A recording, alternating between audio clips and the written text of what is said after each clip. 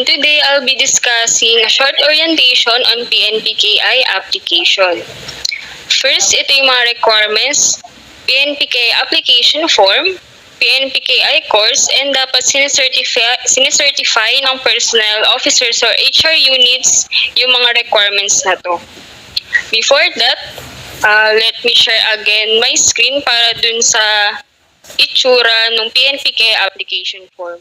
PNPKI application form, ganito yung itsura niya, and as you can see, may mga red boxes na kailangan i-fill out. And for your reference, naglagay din ako ng sample dito in which yung unang-una, kailangan mag-attach tayo ng clear ID passport picture. For the certificate type, kailangan naka-check both signing and authentication. For the method of activation, kailangan naka-check yung online download. For the applicant's details, as you can see, ang mga nare-require is yung last name, first name, middle name, name extension, and some of you might be asking, paano kapag walang name extension? Kaya ang lalagay natin doon is NA or not applicable. Gender, nationality, date of birth, TIN number. For the organization, agency, or company, if you are from region or division, kailangan naka-indicate complete yung details na yun. Just like this, na Department of Education Central Office. As well as for the organizational unit, department, or division, kailangan din naka-indicate yung kung saang division tayo naka-assign. As we all know na ang DICT is not familiar kung ano-ano ba yung mga offices kapag in-abbreviate po natin yan. For the contact details, we have unit, room, or house number. Sa street, kung may subdivision name or village name, kailangan i-add na lang natin dyan. Barangay, municipality or city, province, zip code, landline number, mobile number, email address, which is ito yung DepEd email ad natin, alternate email, which is yung personal email. And for the declaration, isa rin to sa dapat i-ensure na dapat meron tayong date kung kailan na-accomplish yung form, yung place, yung name of applicant, and yung e-sign or e-signature. And also, wag din natin kakalimutan yung last page na dapat meron ding naka-reflect na details, especially the e-signature. And for the PNPKI course naman, ito yung mga details na meron sa LMS, which is yung last name, first name, middle name, suffix, email address, alternate email address, mobile number, residential address, station if central office, division, region or school, school ID which is applicable lang sa school, sex and PIN number. And dapat kung ano yung naka-reflect na details doon sa PNPK application form, same lang din dito sa isasagot sa course na to. And with that, I believe dun nagtatapos yung presentation ko. Flash ko lang din po yung frequently asked questions. For the FAQs, first, paano kapag nakapag-submit na po before ng requirements for the PNPKI? First pong tanong ko dito is, nag-push through po ba yung application nyo through the ICT PNPKI? Kasi if not po, nire-require pa rin po mag-register sa PNPKI. Pero kung sakaling okay naman sa tingin ko, need na lang din po inform yung division or region nyo na nakapag-apply na kayo for digital certificate. Need pa rin ba talaga ng passport ID picture sa PNPKI application form? Yes, and dapat clear po yung passport ID picture na i-attach nyo sa PNPKI application form. Hindi rin po allow yung stretch images. And paano kami mabibigyan ng copy ng PNPKI application form? For that po, ito po yung link, and I believe ipa-flash din po yan later on para magkaroon din kayo ng additional resources for PNPKI. Okay, for that question, ganito po.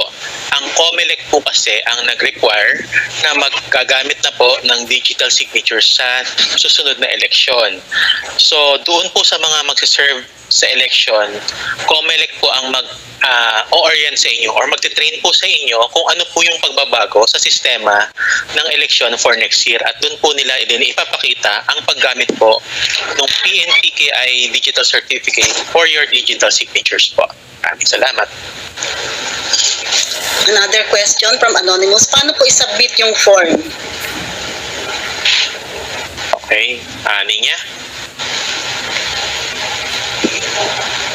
Hello. For form po, through LMS po yung pag-submit ng sa PNPKI application forms po. Thank you po. Yes, thank you, Ninya. Ganito po, later on may ipapakita po sa inyong link kung saan po ninyo makukuha ang ibang materials and resources para po sa PNPKI project na ito. Ngayon po, nandun din po ang application form na kung saan ay pwede nyo rin pong i-download at pwede nyo na po itong fill upan. Pwede lang, ang kailangan lang po nito ay isang PDF reader na free para po ma-fill upan po ang inyong application form. Ngayon po, pakiintay lang po ang issuance po ng region and division para po sa submission ng inyong application forms na gaganapin po through LMS. Okay po, salamat.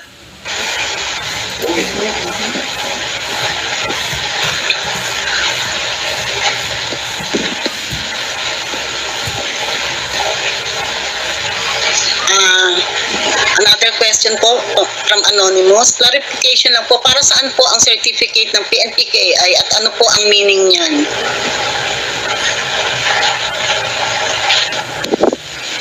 Ninya? Paki-explain ano yung PNPKI daw. No po, yung PNPKI po stands for Philippine National Public Infrastructure, and ito rin po yung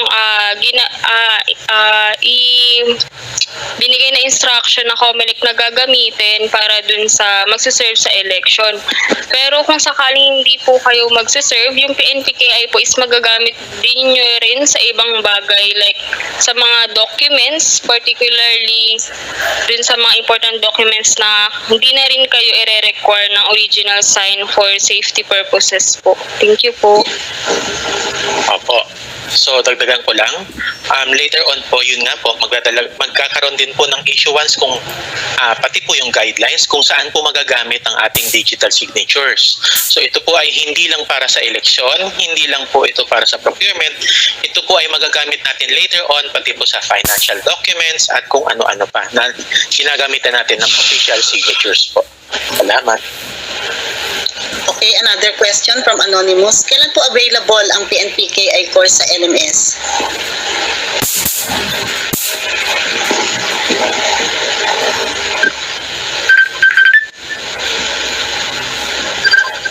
For that question po, Ma'am Vicky, yung course po is i-open po once na meron na rin pong advice from the RITOs po or focal person po na ma-assign. Yes, tama yan. Apo. Hintayin nila yung issuance ng region division. Okay, another question from Anonymous. Good morning po. Gaano po ka-secure yung system? Kasi po halos lahat ng sensitive data ay inihingi po ng system. Okay, ganito po yan. Ang bawat region po ay bumubuo po ng regional PNPKI task force or PNPKI team. So, iilan lang po ang tao na kasama ng team na ito para po ma-ensure na secured po yung data na i-share ninyo through your application forms. So, later on po, i-discuss or magpo-post din po or magre-release din sa issuance kung sino-sino po sila o ano po yung proseso para po ma-ensure na secured po yung data ninyo na i-disclose nyo doon sa application form. Ngayon naman po, kung ang question naman po ninyo ay tungkol po sa paggamit, ganito po yan. Para rin po yan sa email accounts po natin. So, kung halimbawa ako po ay binigay ko sa iyo ang email account ko, tapos binigay ko rin ang password ko. So, doon pa lang po, compromise na po yung ating email account kasi meron na pong ibang nakakaalam. So, wag po kayong magtaka kung ma-hack po or magalaw na po yung inyong email account unless na baguhin nyo po kagad yung password. Same thing din po sa pag-attach na ating digital signature. kung ang ating digital signature po, pag in-attach po natin, it would require you to sign in your account, then yung password. Para po, it signifies that you are approving the affixation or approving na may affix yung signature ninyo, doon sa document at kung saan man po ito gagamitin. Salamat po. Okay, thank you, Joseph. Siguro last question para mag-give tayo sa next topic. From Anonymous, tanong lang po, ano pong format ang kailangan para sa e-signature and picture po? Nag-try po kasi kami mag-fill out, kaya lang hindi po nakita yung PNG or JPEG format. Thanks po. Okay. Pagdating po sa picture, pwede rin pong gamitin dito ang selfie na kung gagamitin po natin ang camera natin. Just make sure lang po na ang makukunan po ninyo na picture ay hanggang sa balikat po, makunan ng ating balikat. Tapos po, malinaw siya, hindi siya stretch o hindi siya blurred. As much as possible, maganda rin ang lighting o nasa maliwanag na lugar kayo para po maganda naman po ang pagkakakita sa picture po natin. As much as possible, PNG or JPEG format, wala naman po sinasabi na kailangan ay white background. Yun po, tapos po, paki-resize na lang po ang ating pictures sa passport size na required dito sa Pilipinas, hindi po yung passport size ng ibang bansa. Later on po, makikita nyo rin po yung size na iyon, yung exact dimensions doon po sa i-issue sa field. Tapos po, pagdating sa digital signature naman, yung ating electronic signature, hindi pa siya digital. Sa electronic signature, pwede po kayong kumuha ng magandang marker na continuous ang ink flow, tapos pipirma po kayo ng malaki. Mas maganda po yung malaki po yung pirma ninyo sa papel, tapos po iscan ninyo. Siguraduhin lang po natin na maliit po yung border ng ating image ng signature para po pag-attach po natin doon sa application form ay malaki rin po siya, hindi po siya sobrang liit. Ngayon po, kung may tanong kung bakit kinakailangan na i-attach to doon at hindi na lang scanned yung buong application form, kasi po i-require po ng PNPKI na i-extract po yung picture tsaka yung signature ninyo at yun po ang lalagyan ng encryption para po mabigyan ng digital certificate for your digital signature po. Maraming salamat.